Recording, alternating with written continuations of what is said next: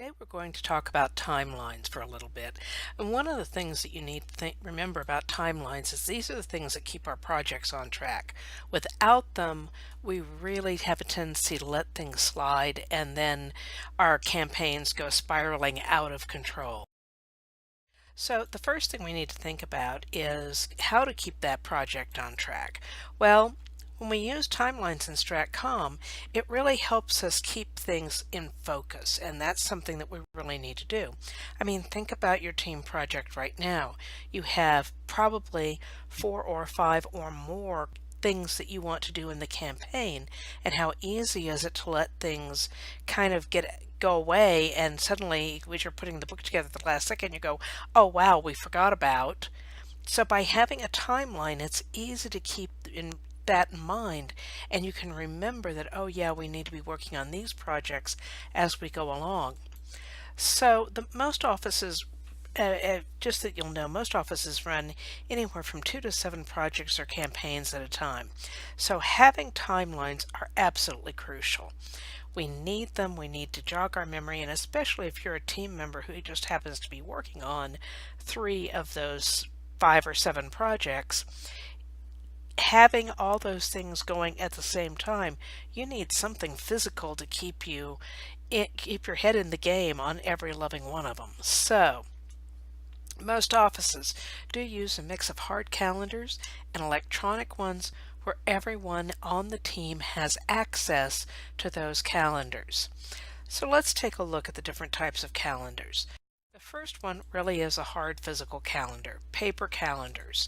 I know they're old school, but many places still love to use them because they will run calendars on a specific office wall, one set for each project. So you'll walk into an office and you'll see just this wall of calendars, and they'll be 3 or 4 months out. So it'd be like January, February, March, or April, May, June, July, and each page will have a different month on it, and that way you can see what needs to be done for that project at what time.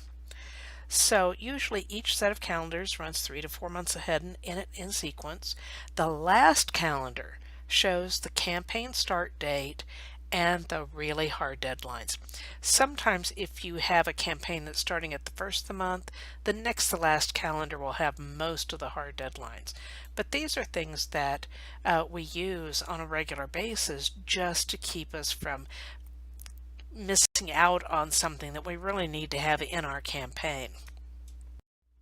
Another thing that we use is an electronic format, and the electronic format is also known as a Gantt chart. Now, a Gantt chart is an electronic version which gives deadlines for each element. This is normally done in an Excel sheet or an Excel chart. And here's a quick sample of one, and it shows that they're color coded, and different people do different things at different times. So in this one you'll see that the marketing team has certain things they have to do in certain months and certain weeks, and then there are milestones marked with an X or a star or a triangle. Basically, those are the really hard deadlines that they absolutely have to make. So most of the time we use a mix, but especially when we're dealing with showing a client when things are supposed to happen, we tend to go with the Gantt. Number one, because it's just more compact and easier, and number two, they tend to be a lot more visual for people. They can see that, oh, September, we know that this is going to be done by marketing, and we know that the software development team is going to be working October through November. It's just easy for people to see at a glance. Now, a sample Gantt chart, I have put one on Blackboard under the Samples tab. You should be able to find it fairly easily. And it is very visual. And one thing though I will tell you, that although a Gantt is usually very easy to read, it is always required that you do a narrative to accompany it, to explain why the different elements need to be completed at certain times. This is really crucial.